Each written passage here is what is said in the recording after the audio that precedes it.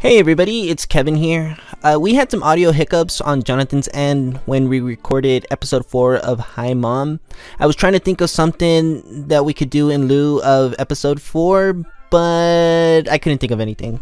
And I really liked the discussion that we had on the movie Soul, that new Pixar movie. So I kind of scrapped everything else out and just kind of kept the Soul conversation. We'll be back for episode 5, hopefully without any hiccups, but enjoy. We're about the good halfway point or so. Let's talk Soul, homie. Let's talk about Soul. What did you think? You just watched this movie yesterday. I did watch this movie yesterday. Hold on. Before full disclosure, if you guys haven't seen Soul, and you don't want to be spoiled, then I don't know. Stop listening. Yeah. Go watch Soul, because I want to talk about it. I want to get into spoilers and stuff, and I don't want to be dancing around my words for people. Yeah, what did you think? I liked it. I really liked it. I like the whole meaning of life aspect, like the whole philosophical question about it. You know, it's funny. Terry texted me today, and she's like, "I'm at the park, and I'm enjoying life just the way 22 did." Dude, this movie was beautiful. I was expecting like maybe some tear-jerking moments, but they didn't come. They didn't come at all. Yeah, I was expecting some of that too. I didn't actually.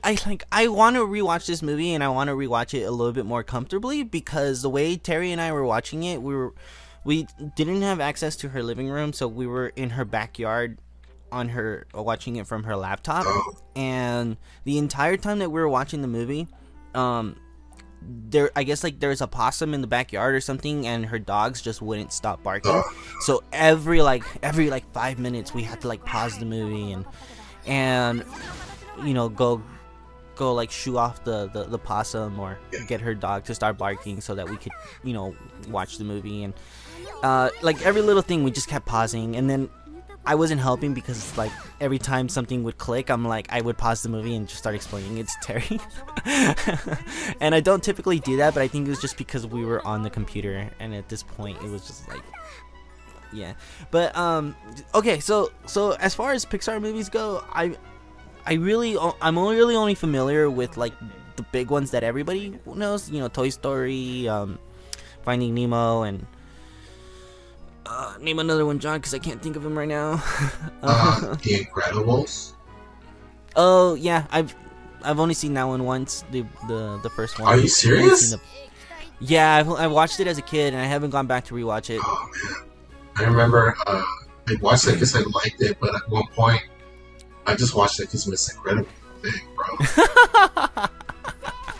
I only watched The Incredibles the first time because I don't know if you remember, but there was an Incredibles game that came out. I do remember that. That game was fun. Yeah, the what was the boy's name? The speed one? Dash. Dash. Yeah. His levels were the I feel like they were the most fun. Yeah. Yeah, and because when my brother and I as a kid, we went over to my cousin's house, and he had the game, and we got sucked in. Was it on the GameCube? He had it on the Xbox, but we had the GameCube, so we played it on the we played it on the GameCube. We rented it for the GameCube. Yeah, yeah, but that's why we ended up watching The Incredibles. Oh, so you have never seen it before the game? No. My first exposure to The Incredibles was the game, and then I went to go watch the movie. But yeah, no, but yeah, this movie was really sweet. Wait, have you watched Inside Out? I did, but I've only seen it one time. But I feel like this movie was like a mixture of a bunch of different Pixar movies, because the character Joe, right? That's his name, the main character, Joe. Yeah, Joe reminds me a lot. You know, I want to make sure I get this name right. Joe Gardner, yeah. Joe reminds me of Woody from Toy Story 1, where he's just so focused on getting back to his normal, you know. And then, but then like the way this whole like afterlife thing and like taking a different body shape, or you know, like your soul being different from your physical body. Yeah. Like that reminded me a lot of Inside Out, and even like the characters like being like super I guess kind of like stuck in their ways, you know, like you know, they're the character, I think it was Terry, like how he was like really anal. Yeah. And like that you could just kind of attribute it to like a personality type in Inside Out. You know, and then like what was another one? I can't, you know, I lost it, but yeah, like the character, yeah, like this movie does feel like a mixture of different Pixar movies, like kind of the ideas just kind of like meshing with one another, you know. What do you think? You seem very focused on the characters. I honestly, I didn't go in that direction. I was more focused on the overall meaning of the film, I guess. I got caught up in the philosophical aspects of it. I mean, same thing happened to me with Inside Out. Because yeah, you have those characters, but also you have this amazing way that explains to you like how the brain sort of works. And then all of it not really meaning anything, like when you know, when they're asking, like, because Terry and I we got really caught up on the whole like what made 22 like get her Earth badge. Like we thought that they were gonna explain it, like what was it, and like I thought that maybe if she turned the Earth badge around, like it would actually tell her what it was. I mean, you know, the trigger. I'm pretty sure it was just anxiety. Anxiety. I mean, no, to me it was like the fact that she got over her anxiety. Oh, because yeah. To me it's like she was just like not ready, but like once she jumped off the deep end, and she's like, hey, this isn't so bad. That's when she got the all clear. Well, I think what happened with her, it was the moment that she, you know, the leaf from the tree landed on her when she was sitting on the steps. Mm-hmm. And she was like notices like the dad walking with her child, and just like that moment where she's just in the moment, like taking it, in the moment, the moment that she's she was in the, I think that was the moment that it triggered. I mean, I don't think that's like too deep of an analysis. I think it was pretty evident, but you know, like I thought that like they would actually explain it to Joe, because Joe was so caught up in his own, like he was so up in his own ass that he was like, oh yeah, no, it was because you're in my body, like it was the music, you know, like you got your Earth pass because you were experiencing my life. Yeah, and he was looking at it from his point of view. Exactly, because he felt that his spark was music, right? And he was so he was so caught up on that. Yeah, he was so caught up in that, and I love the part where he's, you know, you're expecting to hear what it was that, you know, made 22 get her Earth badge, and then the guy was the you know, the character, the Celestial, or for lack of a better term, was like, oh, you creatives are so caught up in your own thing, like it's, you know, it's just life, like the spark. Yeah, there's no spark. There's no meaning.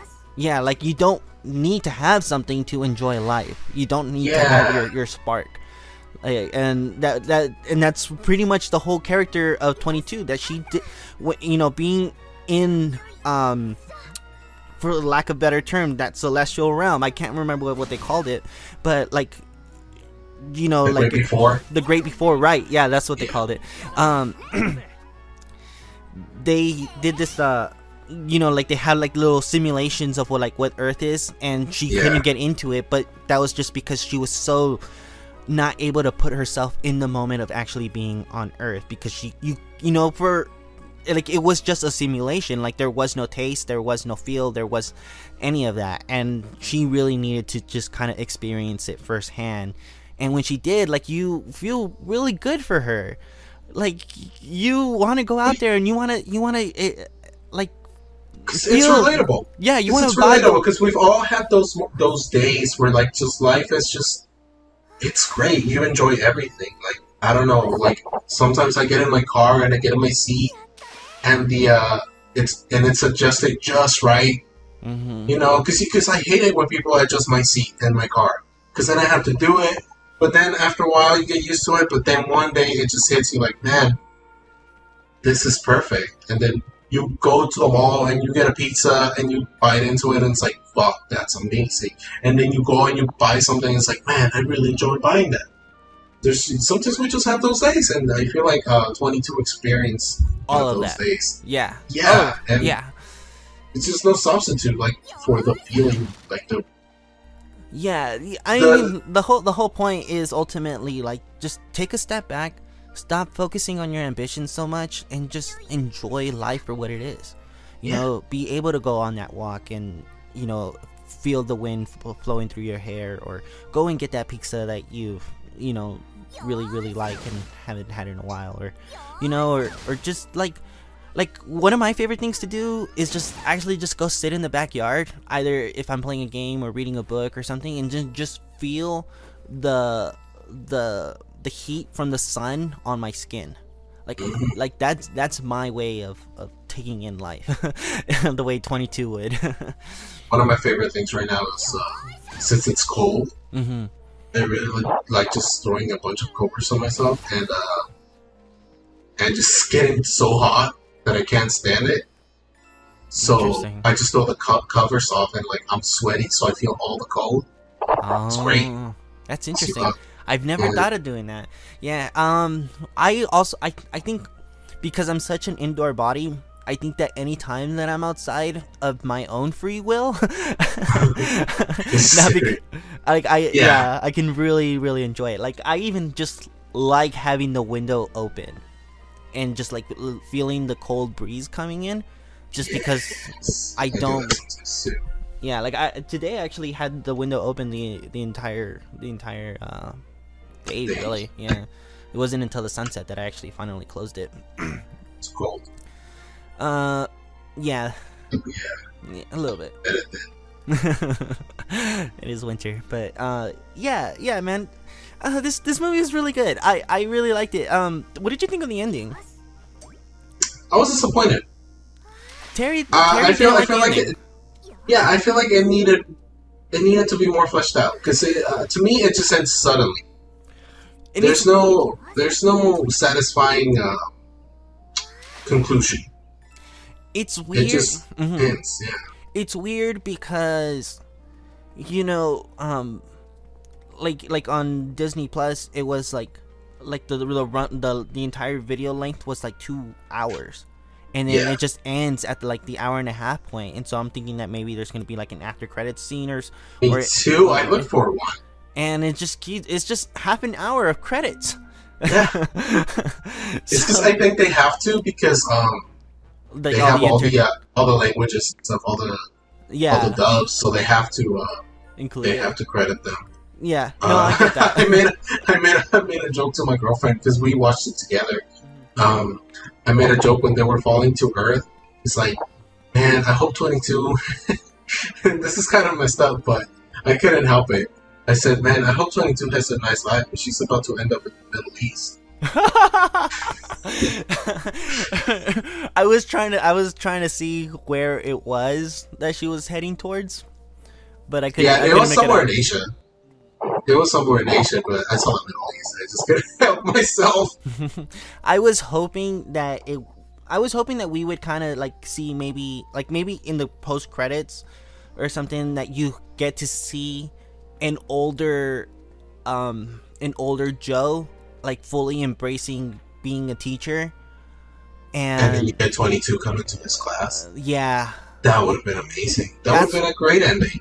that's what I was hoping for, and I think that that's what Terry wanted also, because Yeah. it seems like that was what they were setting up, because he finally got the role of his life. He felt empty when he finally made it to that play, and it was like, okay, so is he gonna like actually embrace being a teacher and living life like through teaching others, giving others that spark that he got when he experienced, like Well, I like the analogy that the singer from the band.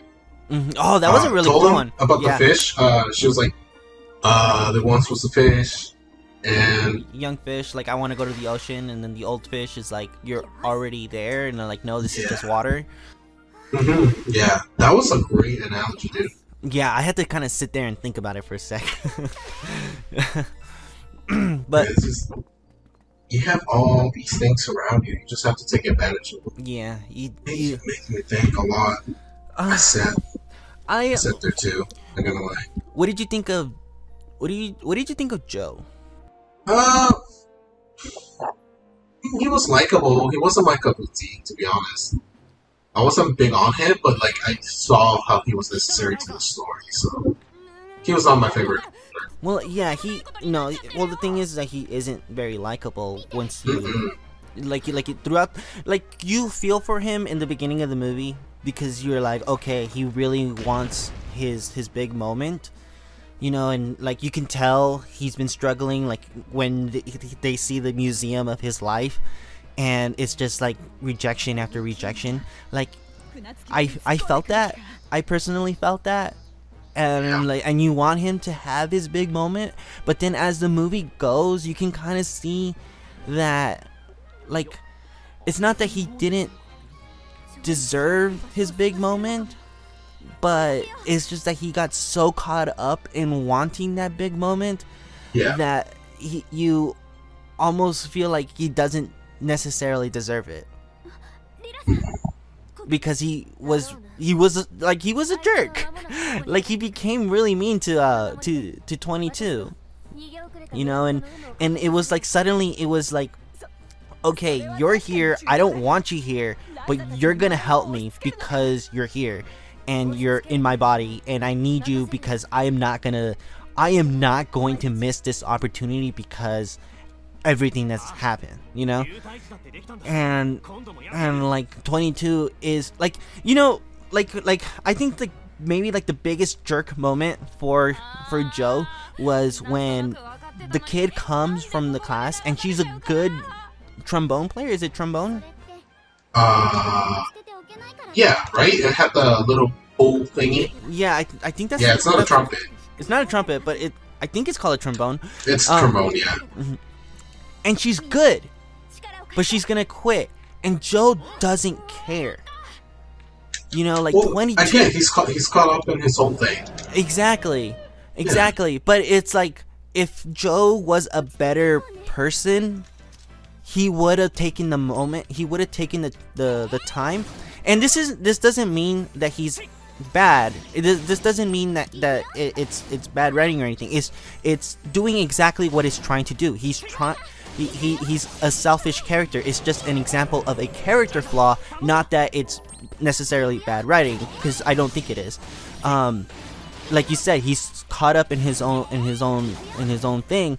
But, you know, a better man would have paused and recognized that this girl is potentially gonna walk away from the very thing that he's also chasing because of doubt for, you know, being in school, or, you know, like whatever her reasoning was, you know.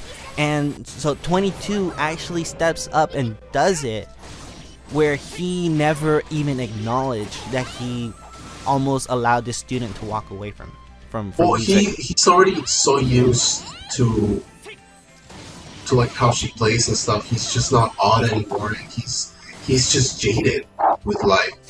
Yeah.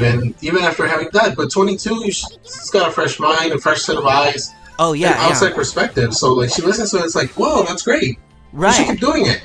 Yeah. It just seems logical in her head. So. Right. No, I mean, the entire scene is so that 22 can do that. You know, the scene is to elevate 22 and not so much Joe, you know.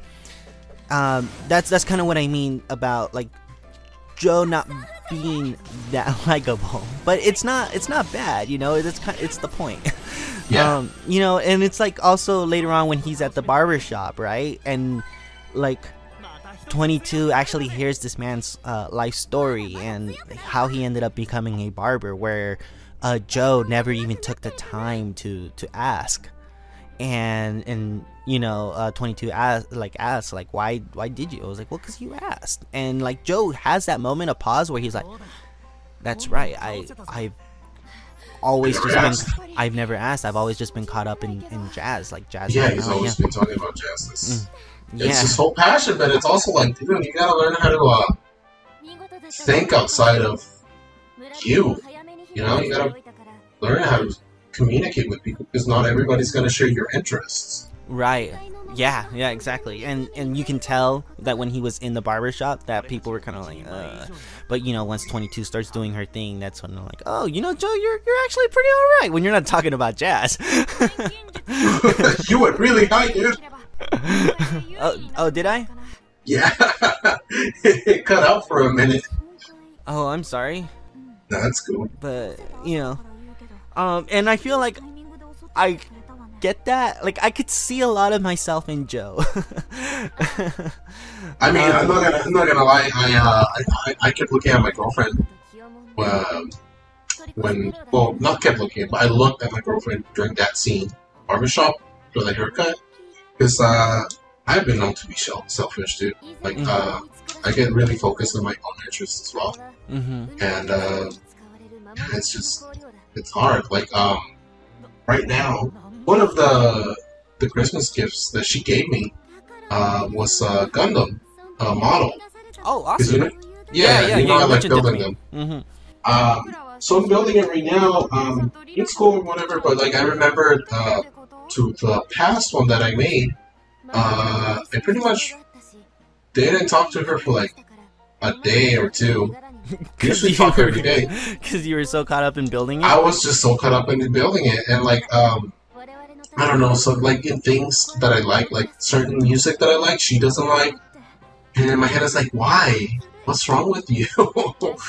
Which is a really bad thought to have, but at the same time, it's I don't know, in my head it just doesn't seem logical.